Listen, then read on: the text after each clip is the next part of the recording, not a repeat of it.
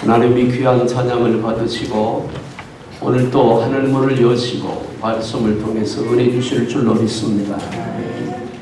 요즘 참 국가적으로도 어렵고 또 개인적으로도 어렵습니다. 더군다나 명절, 추석이 이제 이번 주에 오게 되는데 요즘 식당에 가서 밥을 먹을 때 김치 달라고 하면 눈총 맞는답니다. 너무 배추값이 비싸서 그래서 그냥 주는 대로 먹고 나와야 되는데요. 참 어려운 때인데요. 이번 추석이 오히려 이 어려운데 서로 위로가 되고 가족들에게 더 힘이 되는 복된 은혜롭고 아름다운 추석이 되기를 주님의 이름으로 축복합니다. 이스라엘에게는 3대 절기가 있습니다. 물론 이 절기는 3가지가 아니라 더 많지만 3가지로 요약해서 말씀드릴 수 있습니다. 첫째가 유월절입니다. 그래서 이스라엘 백성들은 이 절기를 영원히 지킬지니라 하나님이 그렇게 말씀합니다. 우리가 잘 알듯이 유월절은 애굽에서 430년간 종살이하던 이스라엘 백성들을 모세를 보내서 하나님의 권능으로 애굽에서 탈출시킨 사건이 있습니다. 마지막 10번째 재앙이 장자의 재앙입니다. 처음 난 것을 다 죽이는 재앙이지요. 사람이든 가축이든 처음 난 것은 다 죽습니다. 처음 난 것은 다 죽었다 그 말은 처음 난 것을 죽이는 것은 상징입니다. 나머지도 다 죽는다 그 말입니다. 그런데 사는 길이 하나 있습니다. 그날 애굽을 하나님께서 죽음의 사자가 치게 하실 때 어린 양을 잡아 양의 피를 문설주와 임방에 바르고 그 집안에 머물면 죽음의 사자가 넘어갑니다. 그래서 넘어갔다 그래서 유월했다 그 말입니다. 그리고 그날 밤에 이스라엘 백성들은 430년간 종살이하던 그 땅에서 해방을 받습니다. 구원을 얻는 것이죠. 그래서 하나님은 모세를 통해서 이스라엘 백성에게 말합니다. 이는 너희가 대대로 지킬 규례니라, 절기라 말합니다. 이 유월절은 오늘 우리에게도 있습니다. 죄와 마귀의 종으로 고통을 당하는 우리에게 하나님의 은혜가 임해서 우리를 구원해 주시고 믿음으로 하나님의 자녀가 되는 구원의 은혜를 입었습니다. 유월절 절기를 지키라 그 말은 영원히 멸망당해야 될 우리가 하나님의 은혜로 구원받은 그 구원의 은혜를 지키라 그 말입니다. 그걸 잊어버리지 마라. 예수 믿는 성도는 구원받은 은혜를 기억하고 구원의 믿음을 갖고 살 때 영적인 싸움에서 승리할 줄로 믿습니다. 에베소서 6장에서 우리의 씨름은 혈과 육에 대한 것이 아니요 공중의 권세 잡은 자와 하늘에 있는 악한 영들에게 대함이라 말씀하면서 하나님의 전신갑주를 입으라 그렇게 말합니다. 하나님이 만들어주신 갑옷을 입으라 그 말. 그 하나님이 만들어주신 갑옷을 입으면 우리 자신을 지킬 수 있다 말입니다. 순서는 틀리지만 그 첫 번째가 뭐냐면 구원의 투구입니다. 머리에 쓰는 거죠. 사람은 머리를 다치면 죽을 수도 있고 아니면 머리를 다치면 온몸에 큰 문제가 생기게 됩니다. 그래서 하나님이 사람을 만들 때 특별히 머리를 튼튼하게 만드셨어요. 뼈로 온 머리를 보호하도록 하나님이 만드신 이유가 그것입니다. 그런데 하나님의 전신갑주를 입을 때 구원의 투구를 쓰면 영적인 삶에서 승리할 수 있다고 말합니다. 그 구원의 투구가 뭐냐면 믿음이라고 하는 것입니다. 내가 구원받았다고 하는 확신을 갖고 사는 것.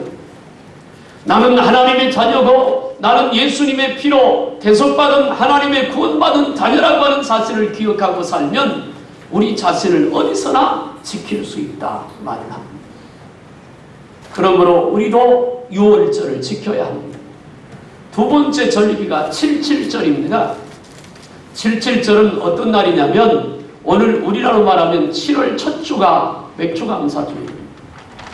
맥주감사들은 한 해의 농사의 첫 번째 수확이 있을 때 그 첫 번째 수확을 주신 하나님께 감사하며 지키는 절기가 맥주절이고, 그리고 칠칠절입니다. 한 해 농사를 지었을 때 하늘에서 적당한 비를 내리시고, 또 적당한 햇볕을 내려주실 때, 또 적당한 기온을 허락하실 때 그 농사가 잘 돼서 곡식을 거두게 되는 것입니다.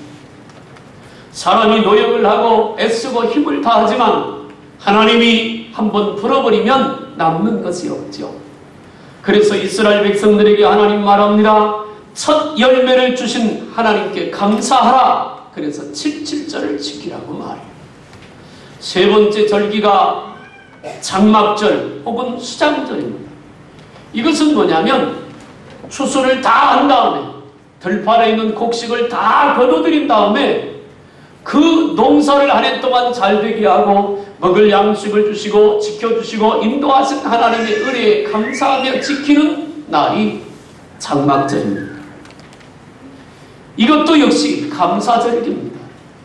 그런데 이 3대 절기를 하나님께서 이스라엘 백성들에게 대대로 지키라고 말해요. 우리나라에게도 절기가 있지요. 대대로 지켜오는 절기, 설날. 한 해를 마감하고 또 한 해를 시작하는 첫날, 설날. 그리고 또 하나, 추석. 추석은 우리가 교회에서 지키는 추수감사주일은 11월 셋째 주지만 실제로 추수감사절은 추석쯤이지. 들판에 곡식이 익어가는 열매를 거둘 때, 금년에는 좀 늦됐지만 그렇게 되죠. 이런 절기를 지켜요.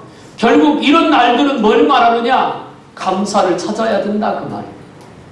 나는 이번 추석 때 여러분들이 가는 곳마다, 여러분들이 머무는 가정마다, 여러분들의 삶의 현장에서 서로가 감사하고 하나님께도 감사가 회복되는 은혜가 있기를 주님의 이름으로 축복합니다. 이 추석을 시작하면서 맞이하면서 몇 가지 우리가 생각해야 될 게 있어요. 그 첫째가, 따라합시다. 본향을 기억하자. 다른 나라도 그렇지만 우리나라는 명절이 되면 고향을 찾아갑니다. 왜 고향을 가냐면 거기에 부모님들이 계시니까. 물론 요즘에는 역규성도 있다고 합니다. 부모님들이 자식을 찾아 올라오시게 되지요. 그러나 명절이 지나면 또 돌아갑니다. 고향을 떠나는 것이 쉬운 일이 아닙니다. 제가 고향을 떠나온 지가 40년이 넘는 것 같습니다. 가보고 싶은데 가보질 못했어요. 몇 년 전에 지방에 상을 당해서 나갔다 올라오다가 면소재 뒤에 들러갔고 저기가 우리 고향이라고 가보진 못하고 그냥 왔습니다. 한번 가보고 싶어요. 제가 나와서 자랐던 우리 집, 한 번은 저 아래 동네에 살다가 나중에는 저 윗동네로 이사와서 살았습니다. 흙집, 전라북도 임실군 관천면 방수리 509번지. 이건 참 안 잊어버리고, 왜 안 잊어버리는지 모르겠어요. 그리고 저희 동네 앞에 학교가 있었습니다. 관천 국민학교를 다니다가 저희 동네 분교가 생겨서 방동 분교라고 했습니다. 방수리니까. 거기에 학교가 있는데 들려오는 얘기로는 그 학교가 이제는 폐교가 돼서 무슨 캠프 시설을 하는 그런 것이 됐다고 하는데 한번 가보고 싶어요. 고향에 대한 그리움이 있습니다. 그런데 갈 이유가 별로 없어요. 왜냐하면 부모님들이 일찍이 저 경기도 포천으로 이사 오셨고 이제는 어머니가 경기도 파주에 계시니까 그쪽으로 가지 그리 내려갈 일은 없어요. 일부러 가지 않나. 가끔 고향 친구들이 전화 옵니다. 안 오냐고. 놀러 안 오냐고. 올 때마다 전화 얘기합니다. 내가 언젠가 꼭 가면 연락할게. 그게 30년이 넘었습니다. 사실 참 어려운 것 같아요. 자기 태어난 고향을 찾아가는 것을 귀소본능이라고 합니다. 강원도 양양에 가면 남대천이 있고 그 남대천이 유명한 것은 연어가 올라오는 것입니다. 연어가 올라와서 그 민물에서 알을 낳으면 연어는 알을 낳고 죽잖아요. 연어가 크기가 막 이만하잖아요. 큰 연어인데 거기 와서 죽어요. 알을. 그러면 낳은 알이 거기서 부활을 해가지고 다시 바다로 나갑니다.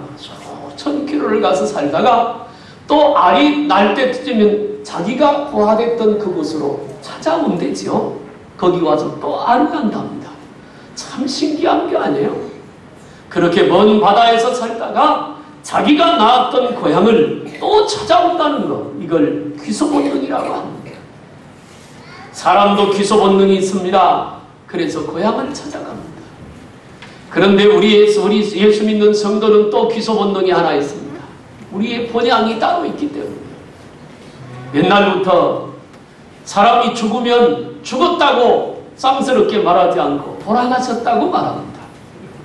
그 말 속에 그들이 천국이 있고 지옥이 있다는 것은 모를지라도 우리가 돌아갈 본향이 있다고 하는 뜻을 암시하고 있다고 할 수 있습니다. 그 나라와 새 예루살렘과 새 땅, 계시록에 말하는 대로 하면 그렇습니다. 요한복음 14장 1절에 내가 가서 처소를 예비하면 나 있는 것으로 너희를 인도해 갈 것이라고 예수님께서 말씀하고 있습니다. 우리는 추석을 맞이하면서 고향을 찾아가면서 고향만 찾지 말고 우리의 영원한 고향, 영원한 본향, 그 천국을 소망함이 우리 속에서 있어야 할 줄로 믿습니다. 돌아가야 합니다. 싫든 좋든 상관없이 우리는 가게 됩니다. 그러나 어떤 곳으로 가느냐가 중요한 것입니다. 예수를 안 믿고 살다가 지옥이라고 하는 곳으로 갈 것인지, 예수를 믿고 살다가 천국으로 갈 것인지, 그것은 이 땅에 육신을 입고 사는 우리가 선택하고 결정할 문제입니다. 사랑하는 여러분, 나는 이번 추석을 맞이하면서 우리에게 돌아갈 본향이 따로 있다고 하는 것을 기억하고 본향을 사모하고 본향을 생각할 수 있는 은혜가 여러분 속에 있기를 주님의 이름으로 축복합니다. 오늘 11절부터 보면 그들이 이같이 말하는 것은 자기들이 본향을 찾는 자임을 나타냅니다. 그들이 나온 바 본향을 생각하여 따라가면 돌아갈 기회가 있었으려니와. 그렇습니다. 히브리서 11장 14절부터 있는 말씀입니다. 본향을 생각하라. 사랑하는 여러분, 사람은 이 땅에 영원히 살지 않습니다. 고대광실 좋은 집을 짓고 좋은 집에서 잘 먹고 잘 살아도 사람은 갑니다. 본향으로 돌아갑니다. 그러므로 돌아갈 때 본향에 기다리시는 우리 주님이 기쁨으로 맞이할 수 있도록 이번 추석에는 본향을 잘 준비하는 저와 여러분들이 되기를 주님의 이름으로 부탁합니다. 두 번째는 추석 때 되면 산소에 성묘를 갑니다. 아버님이 돌아가신 지가 30년 정도 된 것 같아요. 제 아버지. 돌아가시고 나서 몇 년 전에 아버지 묘를 그쪽에 길이 난다고 해서 별 수 없이 묘를 파서 화장을 했습니다. 그래서 여의도 중보음교회 그 오살리 금식기도원에서 운영하는 납골당에 아버지를 모셔놨습니다. 명절만 되면 가족끼리 거기 갑니다. 이렇게 함에 넣어 있습니다. 가서 찬송도 하고 기도도 합니다. 말씀도 선포합니다. 그런데 그 옆자리에 어머니 자리도 있습니다. 근데 어머니가 그 모습을 보십니다. 아버지 자리를 마련할 때 형제들이 어머니 자리도 마련했습니다. 그런데 나중에 큰형님 얘기 들어보니까 어머니가 굉장히 서운해 하시더랍니다. 그래서 속으로 그랬습니다. 야, 실수했다. 그러는 게 아니구나. 자식들 입장만 생각하고 준비할 때 같이 준비했다 했는데 지금은 이제 횟수가 오래 지났으니까 어머니 아무렇지도 않으세요. 근데 겉모습만 그렇지 속마음도 그러실까 하는 생각해 봅니다. 그게 할 게 아니더라고요. 혹시 여러분 그런 기회 가지면 나중에 하세요. 그래야 되겠더라고요. 그런데 말이에요. 그 무덤에 가서 성묘하면서 우리는 뭘 생각해야 되느냐면 이 무덤의 모습이 이후에 내 모습이 또 될 수도 있다는 것을 생각하자는 거예요. 영원히 살지 않습니다. 나도 언젠가 한 줌의 죄로 인생을 마감할 때가 올 것이고 나도 언젠가 흙 속에 파묻혀서 인생의 끝을 고할 때도 온다는 것입니다. 아무리 건강한 사람도, 아무리 똑똑한 사람도, 아무리 많이 가진 사람도 인생의 마지막은 옵니다. 그러니까 우리 명절에 성묘가면서 그걸 생각해야 돼요. 내 인생의 마지막이 오면 언젠가 주님 앞에 서서 우리 인생을 결산할 때가 반드시 올 것이다. 여기도 돈 묻어놓고 저기도 묻어놓고 충분하고 먹지도 않고 쌓아놨다가 어느 날 죽으면 끝나는 거죠. 전도서 3장 1절 이하에 전도서 기자가 말합니다. 범사의 기한이 있고 천하 범사가 다 때가 있나니 날 때가 있고 죽을 때가 있으며 심을 때가 있고 심은 것을 뽑을 때가 있다. 인생이 끝날 때가 온다는 거. 여러분 지금 힘드십니까? 행복할 때가 올 줄로 믿습니다. 여러분 몸이 아프십니까? 그 아픔이 끝나고 건강할 때가 올 줄로 믿으시길 바랍니다. 염려와 근심이 있어요? 그거 끝날 때가 있어요. 또 반대로 여러분 행복하십니까? 정말 십자가 붙들지 않으면 슬플 때가 올 수도 있습니다. 건강합니까? 관리 잘하지 못하면 건강이 도망갈 때가 올 수도 있습니다. 그러니까 우리 기억해야 합니다. 그 때를 잘 붙들고 그 때를 놓치지 말자. 지금이 그 때를 붙잡아야 될 때라고 하는 것입니다. 욥기서 7장 6절에 이렇게 말합니다. 나의 날은 배틀의 북보다 빠르니 희망 없이 보내는구나. 배틀의 북이 뭔 줄 아세요? 시골에서 배 짜보신 분들, 그걸 보신 분들은 알 거예요. 이렇게 배틀이 놓고 여기 앉아서 배를 짭니다. 우리 어머니가 북이 있습니다. 이만하게 생긴 한 이 정도 됩니다. 날카롭게 만들어서 거기다 실 이렇게 막 하면서 거기 넣고 실 하는 겁니다. 쑥 보고 쑥 보고 한 번 보내고 철컥 또 한 번 보내고 철컥 이렇게 하면 이게 북입니다. 순식간에 지나가요. 근데 욥이 그걸 그리며 말했습니다. 인생의 빠름이 그런 것 같다. 가만히 보면요, 여기 있는 어른들은 다 그렇습니다. 당신이 세월이 많이 간 것은 잊어버리고 삽니다. 그래야 행복할 거예요. 그래 놓고 오랜만에 조카를 만나거나 누구를 만나 어떻게 이렇게 컸냐고. 그 말은요 무슨 얘기냐면 나도 많이 늙었네 그 얘기거든요. 근데 대부분이 그렇습니다. 사람이 자기 자신에 대해서는 세월 가는지 몰라요. 저도 나이를 좀 먹다 보니까 몇 년 만에 어디서 만나면 꼭 저한테 그럽니다. 어떻게 그렇게 늙었냐고. 별로 기분 안 좋아요. 그냥 얼굴은 그대로인데 머리가 좀 휘어졌네요. 그러면 좋은데 거기까지 얘기 안 하더라고요. 그럼 그때 생각, 아 내가 나이 먹어가나 보다. 사람은 그렇게 살아요. 아무리 세월을 붙잡고 싶어도 세월은 갑니다. 누구도 말릴 수 없어요. 그래서 옛날 군인들이 하는 말이 있습니다. 국방부 시계는 거꾸로 매달아서 간다. 그치요? 왜? 기한이 정해져. 너는 몇 월 며칠에 입대해서 몇 월 며칠 날 몇 시에 제대하는 것까지 이미 다 정해졌어요. 그러니까 저기 걸어놓은 시계가 안 가도 국방부 시계는 갑니다. 근데 그것만 그런 게 아니라 우리 인생의 시계도 갑니다. 저는 지금도요 운동을 하면 제 생각에는 청년이에요. 못할 거 없을 것 같아요. 근데 언제부턴가 포기했어요. 왜? 맘만 가요. 한 7, 8년 전에 목사님들하고 젊은 목사님 축구를 하는데 제가 그래도 공 차는 걸 제법 했는데 이쪽에서 뛰어가는데 저쪽에서 패스를 앞쪽으로 주잖아요. 그러면 곧바로 가야 되는데 이리 돌아서 멀리 갑니다. 그랬더니 어떤 목사님 날 붙들고 왜 목사님 공을 주는데 그렇게 가요? 속도 모르고. 나는 도저히 빨리 가는 공을 잡을 수 없으니까 멀리 가서 잡으려고. 그러면 상대편이 와서 공 채답니다. 그러니까 나한테 아니 공 빨리 가서 잡지. 내가 이렇게 쳐다보고 말았어요. 왜? 네가 나이 먹어봤어? 그러고 싶은데 그럴 수 없잖아요. 세월은 빨리 갑니다. 아무리 좋은 것을 붙들고 있어도 그것이 끝날 때가 온다는 거예요.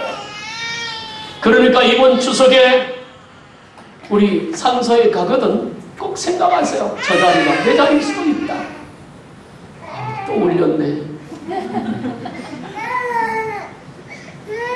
미안해. 저 자리가 내 자리일 수 있다고.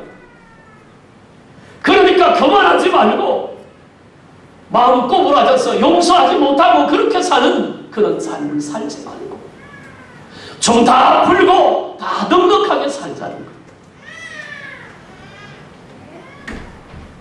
그것이 우리가 명절을 맞이하는 자세입니다. 어느 순간에 내 앞에 있었던 사람이 사라질 수도 있고 기회를 놓칠 수도 있잖아요. 그동안에 마음이 불편했는데 불편한 마음을 풀어버릴 수 있는 기회를 놓칠 수도 있고 예수 그리스도의 복음을 전할 기회를 놓칠 수도 있다는 거예요. 전도서 3장 11절에 하나님이 모든 것을 지으시되 때를 따라 아름답게 하셨고 또 사람에게 영혼을 사모하는 마음을 주셨느니라. 그러나 하나님이 하시는 일의 시종을 사람으로 측량할 수 없게 하셨도다. 추석절에 꼭 생각해야 될 것. 내 인생에도 끝은 온다. 그러니까 그날을 후회하지 않도록 잘 준비하시길 바랍니다.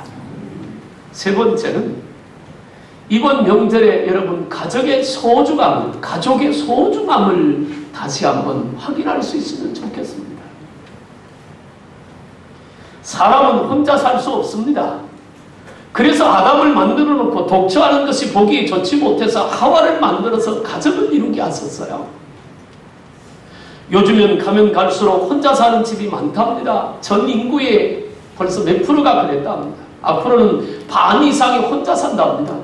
혹시 우리 교회 사업을 구성하는 분 계시면 혼자 사는 사람을 대상으로 한 사업을 하면 앞으로 성공할 거예요. 또 하나 노인들을 대상으로 한 사업을 하면 돈 벌 거예요. 참 어려운 시대, 외로운 시대. 그런데 가족이 얼마나 소중한 관계인지는 모릅니다. 여러분, 부모가 계시다는 거 행복하게 생각해야 합니다. 저는 30년 전에 돌아간 아버님이 가끔은 보고 싶습니다. 왠지 모르지만 보고 싶어요. 키는 잡달막하고 덩치도 작고 얄미웠어요. 근데 아버지가 돌아가시기 전의 모습이 제 머릿속에 항상 남아있습니다. 어머니 계시는 큰형댁에 가면 아버지 사진이 이렇게 있습니다. 그래, 저 모습이지.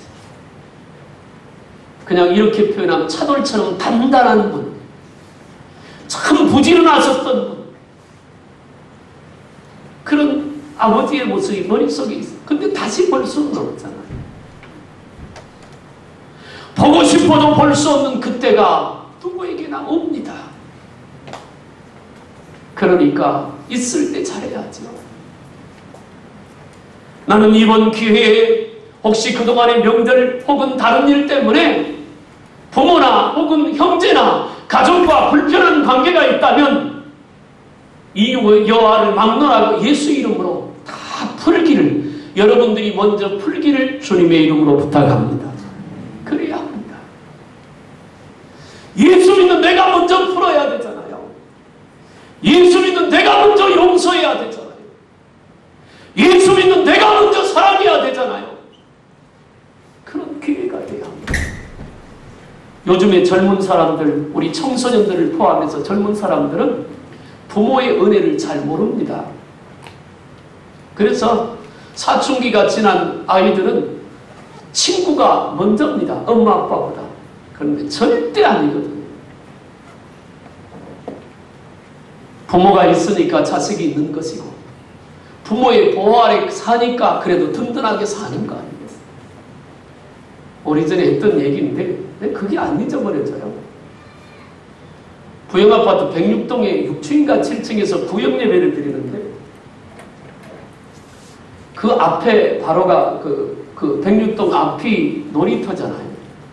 그날 아이들이 굉장히 많았어요. 놀이터에 시끌쩍하고 막 울기도 하고 떠들기도 하고 하는데 예배드리다가 어떤 여자 젊은 성도들이 벌떡 일어나 나가더라고요. 그래서 무슨 일 있나 설교하다가 말고 무슨 일 있나 싶어서 그냥 예배를 한참 설교하고 있는데요. 아이를 안고 왔는데 우는 아이를 안고 왔더라고요. 깜짝 놀랐어요. 예배 마치고 물어봤어요. 아니 저렇게 시끄럽고 내가 설교하는데 어떻게 당신 아들 울음소리를 듣고 가서 데리고 왔나 그랬더니 들리더라는 거예요. 그 소리가. 그래서 그때 알았습니다. 아, 그게 엄마구나. 그게 엄마구나. 아버지는 아마 못 들었을 거예요. 그게 엄마구나. 관심이 있고 사랑이 있으니까. 그 아들을 당신 생명보다 더 사랑하니까. 그러니까 떨어져 있지만 그 많은 떠드는 아이 속에서 자기 아이의 울음소리가 들리는 거예요. 저는 명절 때마다 자주 못 가지고 어머니 가서 뵐 때마다 어머님 앞에 참 죄송스러워요. 지금도 새벽에 나가서 아들 목회를 위해서 기도하고 전화를 가끔 드리면 꼭 묻는 게 우리 어머니가 우리 교회에 몇 년 계셨으니까 묻습니다. 그때 누구 권사님 잘 계시냐, 누구는 잘 나오냐, 누구는 못 떠냐, 안부 다 묻고 별일 없지. 전화하면 전화드린 말씀도 잘 못 알아들으시면서 그 한 번은 다 모르지. 참 죄송하지. 어떨 때는 그런 생각도 한번 해봤어요. 제가 목회를 나갔더라면 어머니가 좀 더 편하셨을 때. 목회 시작한 이후에 새벽 2시 반 내지 3시 반에는 일어나서 꼭 나가서 먼저 아들 목회를 위해서 기도. 하나 더 생겼어요. 손주가 인천에서 목회하니까. 그게 부모의 마음. 때로는 부모가 화가 나면 자녀에 대해서 야단을 칩니다. 꾸중을 하기도 합니다. 그런데 사랑하기 때문에 그럽니다. 그런데 청소년기 아이들은 그걸 몰라요. 집 뛰쳐나가면 혼자 잘 살 줄 압니다. 잘 살긴 하지. 망나니가 좀 살아서 그렇지. 이번 명절에 가족과의 관계가 회복되기를 주님의 이름으로 축복합니다. 그래야 합니다.